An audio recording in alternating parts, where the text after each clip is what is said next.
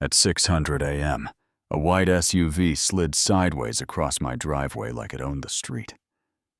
A woman in a stiff blazer jumped out, pointed at my porch and shouted, "You will comply, or we will take your property. Do you understand me?"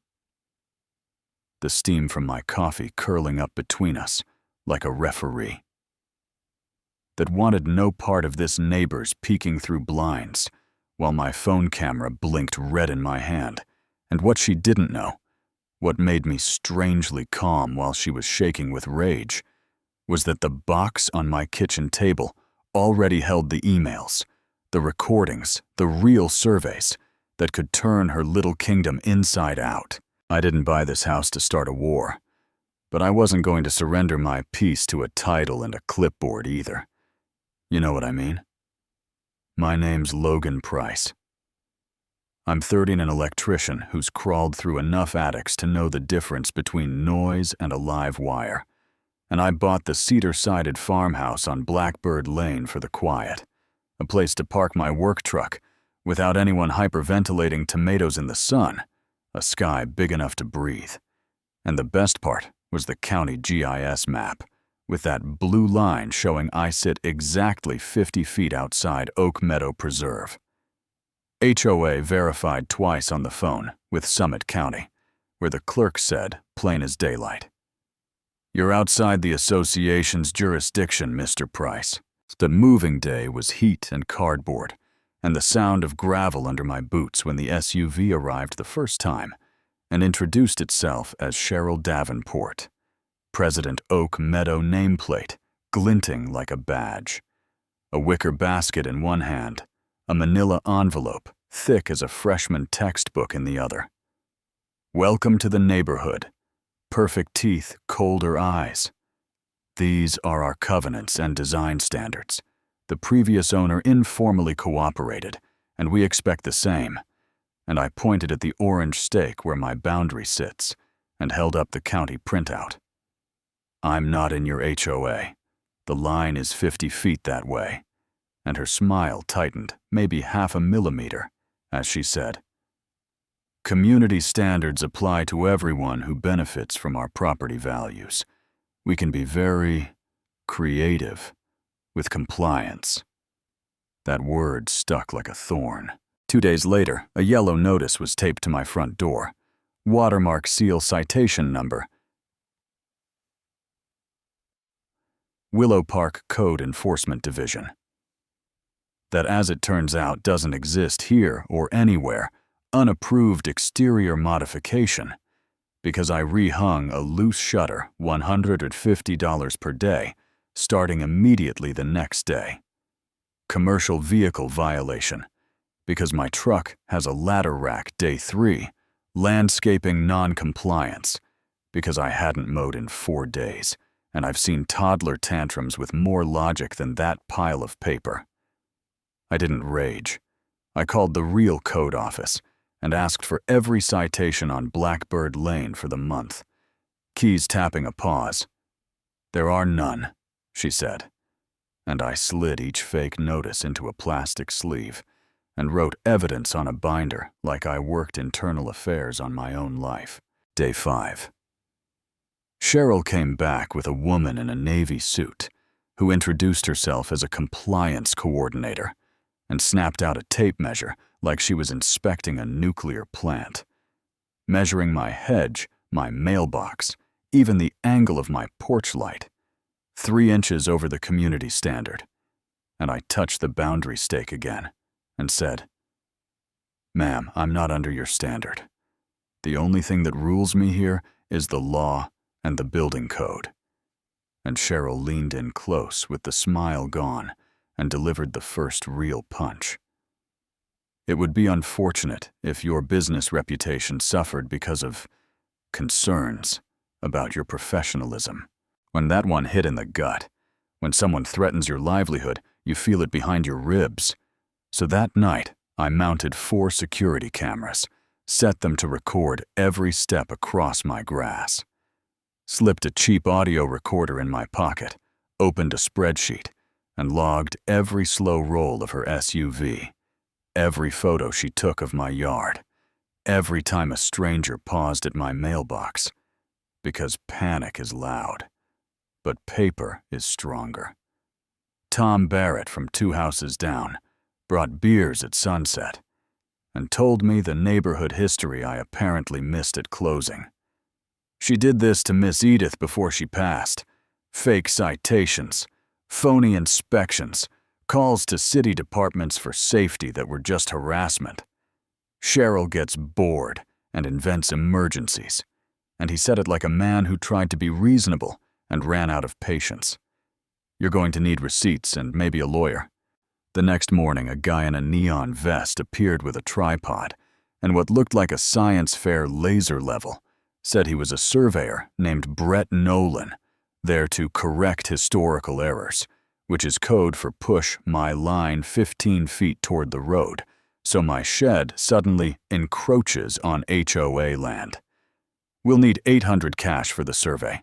And I said, great, I'll need your state license number, and watched his face stall like a bad engine.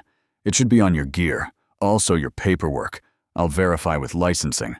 And he folded that tripod and vanished like a street magician dodging a cop. Yeah, that happened. A week later, he came back with rented gear that beeped importantly, 2 assistants planting orange flags like they were claiming land for Spain. 3 dramatic hours of geodetic coordinates and bearing calculations. Then a glossy folder thicker than a wedding album declaring my driveway a shared easement and my shed over the line. Impressive theater wrong homework. So I called 3 actual surveyors who told me what a real boundary job takes. Research old plats, calibrate GPS to the state network, carry insurance because bad lines ruin lives. Then I checked the board site and found Brett's license suspended 2 years earlier for falsified surveys in a divorce case. I hired a pro, Caitlin Rhodes, RPLS 76391, who worked 2 full days cross-referenced maps older than me and stamped what the county already said. My boundaries are clean. And for dessert, she flagged the Oak Meadow entrance sign sitting 6 feet into a county easement without a permit, which was a fun twist when Cheryl materialized and snapped. We already surveyed this property. And Caitlin, calm as a surgeon, said, no ma'am, you performed a pageant with rented gear. What I did is admissible in court. And you could almost hear the air leave Cheryl's lungs. That's when utilities and emergencies became the weapon of choice. 3 trucks parked on my lawn. Not the curb, not the driveway, my lawn. Report says your irrigation is blocking mainline access. Supervisor reading a clipboard while ruts cut into my grass. Hours later. They found nothing wrong the next week, sirens at dawn for a gas leak. Hazmat suits, sleepy neighbors holding leashes and coffee mugs, Ghostbusters, wands waving over my flower beds, 0 gas detected, then a $340 false alarm fee, because the call came from a concerned neighbor. I paid it, filed the receipt, and when a man named Gary arrived, calling himself a hydrology specialist, and declared my tomato patch a threat to the aquifer with a $800 remediation. I brought in Dr. Omar Singh from the State University, who tested the soil and wrote a letter saying my garden is not a toxic waste site.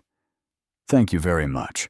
All of that would have been slapstick if it wasn't quietly choking my business. Clients started calling about rumors the licensing board reached out about a comprehensive complaint filled with impossible allegations. My insurance flagged incidents no one could name, and on Nextdoor, brand new accounts with names like Blackbird. 47 and Riverbend Watch posted about the unstable electrician on my street, whose work might be a fire hazard. And if you've ever had strangers try to erase your reputation, you know the taste. Metal in your mouth, a hum in your ears, a tightness you can't stretch out. And I almost snapped. But I asked a better question instead. Why? Tom's wife Jen said almost offhand. You should look up the permits on their community center. Something about that project always felt off. So I went to the clerk's office where it smells like paper, and old coffee asked for every Oak Meadow permit for 5 years, and they thumped a banker's box on the counter.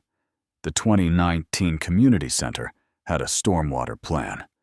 The state never approved a parking lot past the setback work that should have triggered a stop order, and the permits that did exist listed costs around $360,000, while homeowners told me they were assessed $500 each.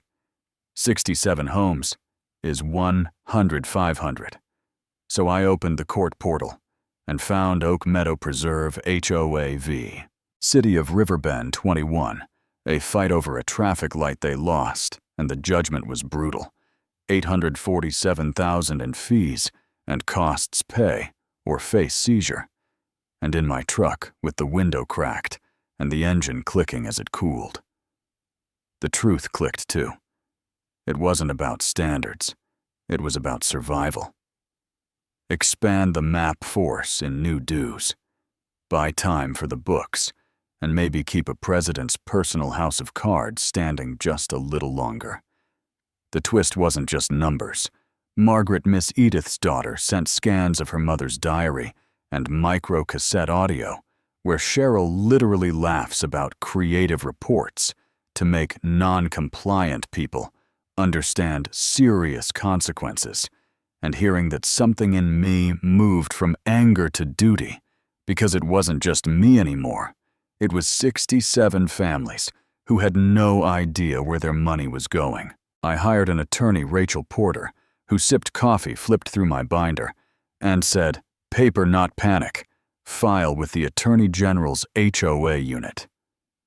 Petition for a special meeting under statute. Expect retaliation." And we did 3 things at once. AG complaint with exhibits. A through homeowner packets with plain language numbers and statutes. Signature gathering for a special meeting and a reporter. Gina Alvarez quietly agreed to cover the annual meeting as a routine story, which is adorable in hindsight. The morning of the meeting, we looped back to the driveway, the SUV blocking my exit. Cheryl shouting about seizing my house, my phone recording a neighbor calling 911. Officer Grant Lee telling her simply, "Ma'am, you have no authority over this property. Move the vehicle or it's towed." And she moved with tires spitting gravel while I breathed for the first time in days. The community center smelled like industrial cleaner, and nerves folding chairs packed Gina's camera near the back. Rachel steady at my side. Officer Lee along the wall. Cheryl clicked through slides about external threats and landscaping harmony, and I stood with my banker's box and said, "Before the budget, you deserve the truth."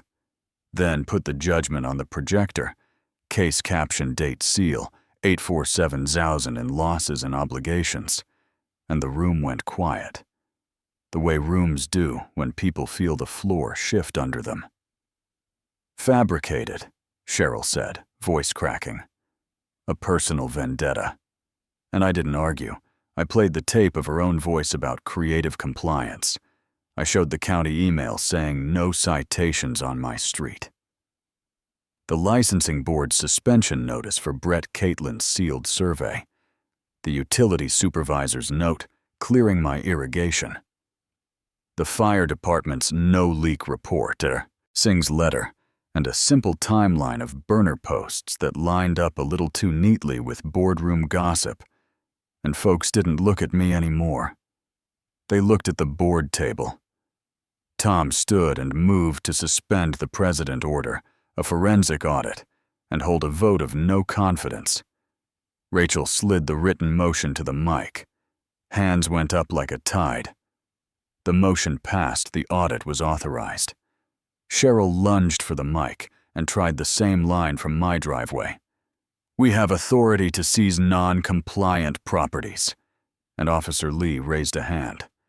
Rachel handed him the driveway video, and the board's lawyer leaned over and whispered something that pulled the color right out of Cheryl's face. We cut the frame there. Consequence, not celebration. Because real life is messy, and the debt didn't vanish just because we said the quiet part into a microphone.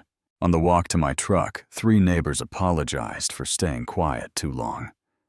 2 asked for the AG complaint link and whispered she knew about the burner accounts but was scared, and I told them the truth. I learned the hard way. The cure wasn't rage, it was records. It was daylight. It was 10 people reading the packet together instead of 1 person getting steamrolled alone. So here's my question to you. Do you side with order at any cost, or with transparency even when it's messy? Did I go too far, or not far enough? Is a pattern of intimidation grounds to clear the board, or do you hand out second chances and hope the numbers behave? And what happens to a neighborhood when keeping the peace requires you to be quiet about a lie? Drop your city and your story. Below, tell me where you stand and why push back. If you think I'm wrong, share this with someone staring down a title and a clipboard. And if you want more stories where regular people document their way back to dignity, hit subscribe. And to the next person who parks across my driveway at dawn, bring coffee and a permit.